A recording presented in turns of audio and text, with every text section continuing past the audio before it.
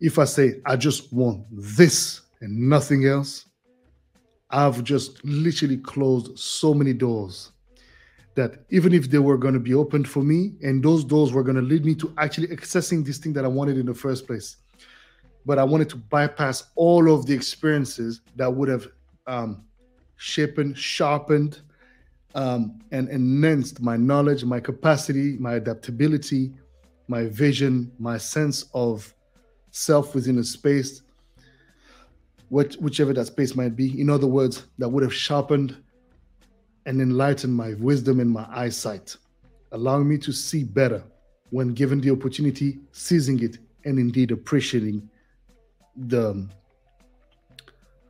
reaping of the success, should I say, right? You know,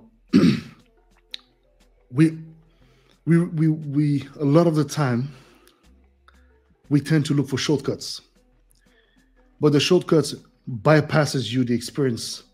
And I'm not saying that you should always go through the hard road. If you can have an opportunity, you must seize it. Don't get me wrong, there's nuance in everything in life.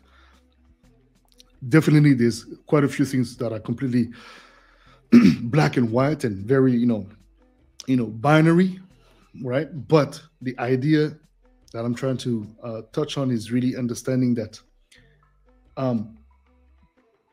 even you realizing that you have an imposter syndrome is a process. A lot of the time we spend our days or our life over again layering on top of things, traumas, pains, disappointments, lack of confidence, this, oh, that, oh, no, I should be this, postponing, procrastinating on certain things. And then at a certain point, you can't anymore. There's no more space, right? So you literally got to remove all of these layers and see things for what they are. And I'm not saying it's easy, because a lot of the time, the reasons that will push you to go and search for the actual truth within you are always very violent or very traumatic. It's life-changing experiences that will lead you to start having to assess what may have caused you to keep hitting walls all the time. If every time you're about to do something, you always anticipate negativity. Well, I'm not saying that you shouldn't, of course. But the thing is that you can't live your life all the time being scared that something is going to happen. Be observant, be wise, pay attention, but move with confidence. How do you move with confidence? You build it one step at a time, just like you learned how to walk as a child, or just like you learned how to read, right? Talking about learning how to read,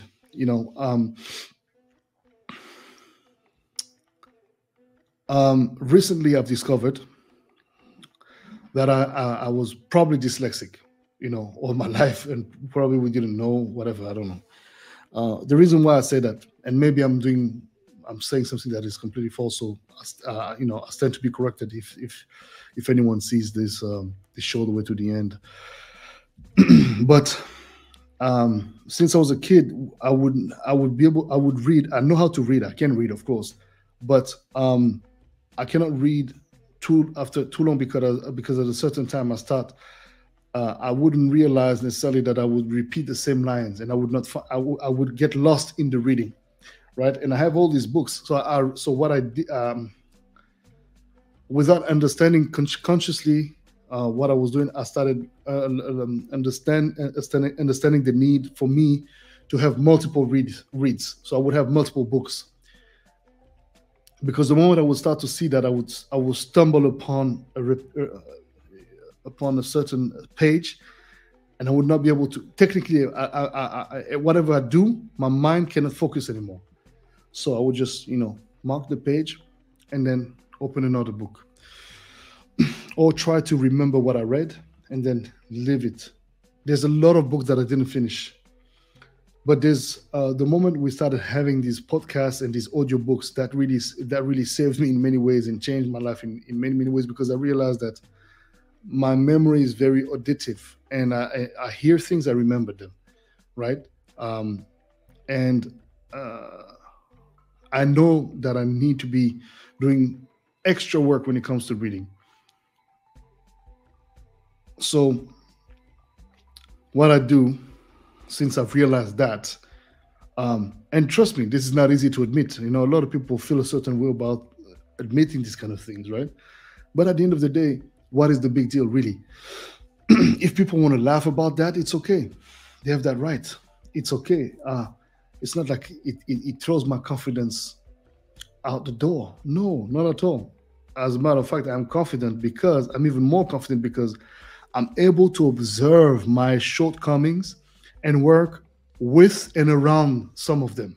Because sometimes these shortcomings, like for example, okay, if you're a bit dyslexic, or same thing with math, for example, like I realized that if I'm exposed to a mathematical problem and you speak about it and you start dropping numbers verbally, I understand what you're talking about, of course, it makes sense, but then it doesn't. So I have to read and I have to write, right? Just like counting. People can count in their head. I have to count on my fingers, right? Is it a shame? Is it a shame? When I was a kid, I was ashamed because of that. There was a shame in me. There was shaming me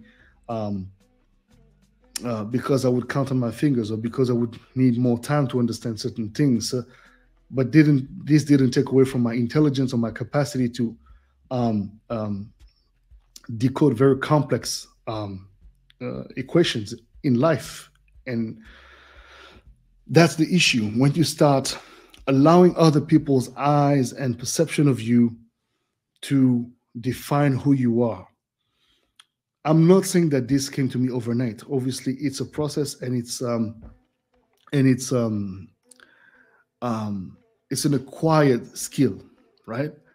And as you said in Mountain of Expression, indeed, it's a step, one step at a time situation, right? One step at a time. Be patient with yourself, be indulgent, and resilient. Work. Get to it. It's okay if things don't necessarily always work out. Okay, you can't read a full book of 300 pages. It's okay. Or you can't read it in 1 week, 2 weeks, whatever. Even if it takes you 10 years, it's okay. But read, do a little something about it. Or develop other skill sets. So I've developed, again, as I said to you, this thing where I read different books. I would read different things. I would listen to different audiobooks. I would just stimulate my brain in different ways. And then I would develop and this allowed me to develop a different kind of intelligence. And so I started looking at book resumes, and incorporating and trying to digest them in my system, then reading the actual book that I was reading the resume about, and then starting to scan, portions. Okay, taking notes. I've noticed that also, right, while you read, you take notes, it stays in your brain. But this is something that I acquired with time. It was not overnight. And yeah, probably this is normally something that you get taught at school. Like, come on, how the hell you don't know that, at such an advanced age? But it's like, look, we don't have the same way of integrating informations. We don't, right? I feel like the man that I am, that I've grown to become, knows more about life, obviously, but even more about the things that I want to learn than when I was a kid or I was younger. At a certain point, you just don't really know. I mean, you understand that whatever you're doing is not necessarily you're not really passionate about, but you don't necessarily put yourself to the point where you feel like you are, less than anyone. Which, I won't lie, maybe deep inside, I also probably had a little bit of that in me.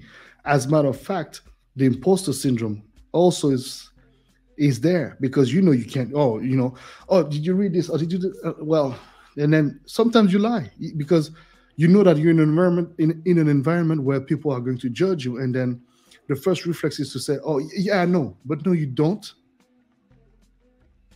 And it's okay to say that you don't know. Problem is, well, you're scared to be judged, and that's the thing. The fear of being judged is very powerful. And don't get me wrong, we all have that somehow, some way. It has different degrees, but it's there.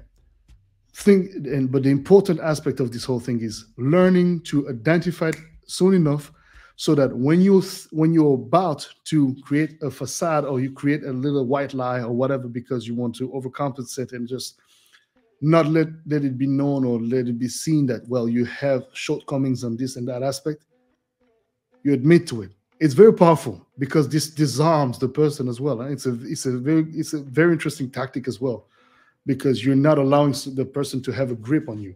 You literally, it's almost like you're putting oil on your whole body, and they can't. And it's like, ah, yeah, okay. And then, there's more tolerance eventually, and then you can establish a collaborative effort towards creating systems that will allow you to understand eventually better, or get more knowledge, because you actually you admitted to the fact that you didn't know much about the given topic, or you didn't know much about this or that, or just that you just don't know how to do the specific thing that this person thought you were capable of. It's like people faking it, like in the music industry, like DJs and producers. There's a prestige about being a producer, but some people are extremely good at being DJs. Some people are extremely good at being producers, and those two respective professions, some people can't do both extremely well. And because they need to prove something, and I understand there's peer pressure, there's the pressure of appearing. And as they want to prove and they try to prove something, then they say, I'm a DJ producer. But when did you ever produce a beat in your life? Well, I use this and that program. But nowadays, it's easier than ever to make music. That does not make you fundamentally a producer.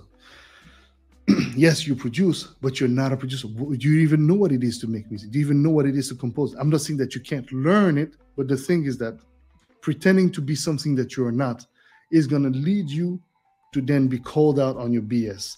And then, you're going to feel like, the world is against you because you got called out. The thing is that nobody likes to be a victim of deception, right? So this whole fake it till you make it works up until a certain point. There's a level where you got to be like, you know what? No, look, this I can't do. I'm sorry. That's like when you have, some of my millionaire friends, they have a lifestyle that, I'm not a millionaire, so I can't afford to do some of the things they do. So sometimes they forget. They're like, oh, what's up? And I'm like, hey, bro, yeah, I'll let you know. But I'm not going to let you know shit because I can't live that lifestyle, bro. Like, come on. I mean, I'm not there yet, at least. I'm working towards that, and certainly I will achieve that at a certain point. But yeah, so you've got to know your place. That doesn't mean that you're limited by that knowledge. You're just aware of where you are. You are conscious about your environment, and you are also you're also capable and deeply able to not feel like you are less because you don't have this or that. Don't get me wrong. There will be moments you're going to feel like shit. You're going to feel like, well, I'm less. Of course. But you need to make sure that you don't let that thought, that belief, install itself in you and start ruling your life and ruining your life, because it will.